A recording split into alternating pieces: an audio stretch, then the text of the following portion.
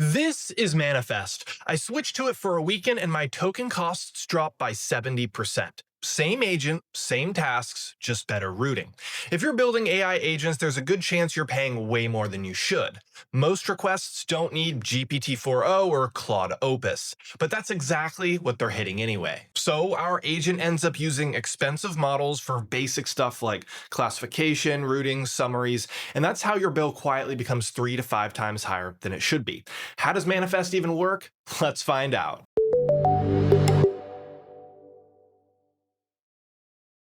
Here's where things break down.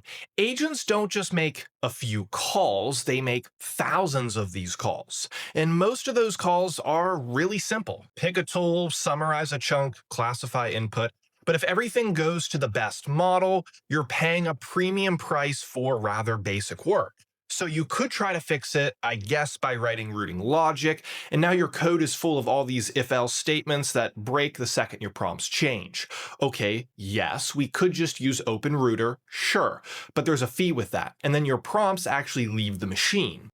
I guess there's also something called LiteLLM you could try, which is solid, but you still have to manage routing manually. So the real problem isn't access to models, it's choosing the right one every single time. And that, ladies and gentlemen, is what Manifest does. It sits between your agent and your models. You send one request, it scores it across 23 dimensions, and routes it to the cheapest model that can handle it. There's no rewrites and just one endpoint. If you enjoy coding tools and tips like this, be sure to subscribe. We have videos coming out all the time. All right, sweet.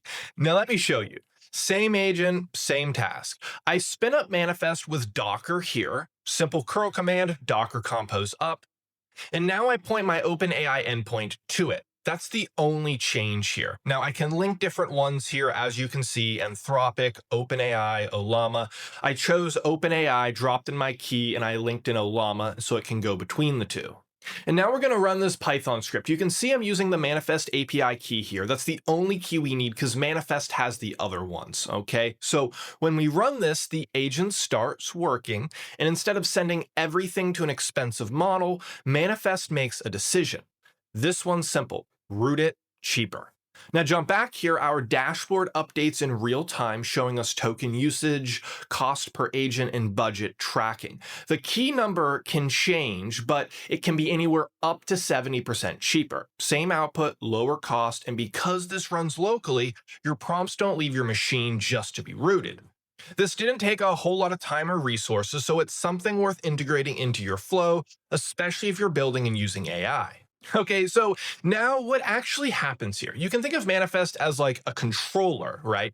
Your agent sends one request in, Manifest decides where it should actually go, so that could be an API model, could be a subscription, a local model, a Llama or Llama CPP. It supports hundreds of models across tons of providers, but here's the important part to all this. It doesn't call another LLM to decide. That would be counterintuitive, so it would just be slow and expensive. Instead, it uses deterministic scoring, so routing happens under 2 milliseconds, no added latency to any of this. Manifest just sits in the middle and it makes better decisions, and it's clearly built for agents. OpenClaw plugin, multi-agent tracking, we have those, and we even have observability built in. The biggest savings don't come from hard prompts, they come from all the small ones. Really just the boring calls our agents make constantly. Okay, so real quick, how is this different from tools that we already know? So I'm going to compare this really quickly. I mentioned OpenRouter earlier. So OpenRouter gives you one cloud endpoint, but your traffic still leaves your system. Manifest can run fully self-hosted. Then we have the tool I mentioned of LiteLLM. This gives you a unified interface, but routing is still something you have to control manually. Manifest handles routing automatically. There's also routing intelligence. Now, where Manifest scores requests across 23 dimensions, that is their version of routing intelligence. Other things like this rely on failover or rules. Then we have subscriptions, yes. So while you don't actually pay for Manifest, you still obviously need things like an OpenAI or Claude API key, right? Now, agent focus is something where Manifest actually stands out. It's built for multi-agent workflows. So the difference is simple. If you want access, just use OpenRouter, right? If you want control, there's LiteLLM. But if your problem is actually cost from agents, because we're making all these API calls, Manifest is built for that. There are countless tools to bring down your costs. You just need to find them, and this is one of the ways. Now, being honest here, because it's great, but with an AI tool, you're going to get some things that might have you just honestly scratching your head.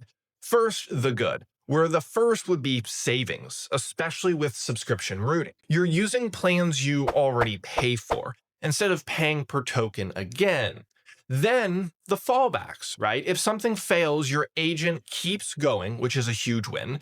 Then we have the dashboard. The dashboard is great because you can actually see where your money is going across different models, per agent, per task, all in real time.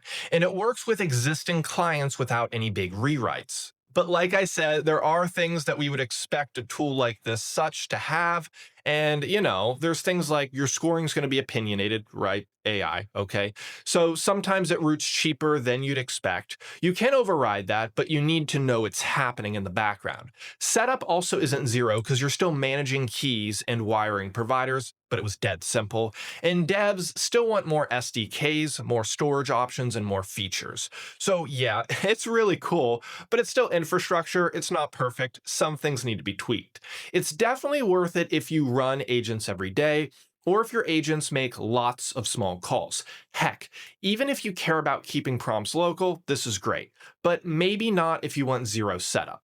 In that case, something like OpenRouter is simpler, but for most of us devs building agents, this is one of the fastest ways to reduce your cost because you don't change your agent, we keep everything. You just change how it routes together. Same inputs, same outputs, lower bill, and that's the key here.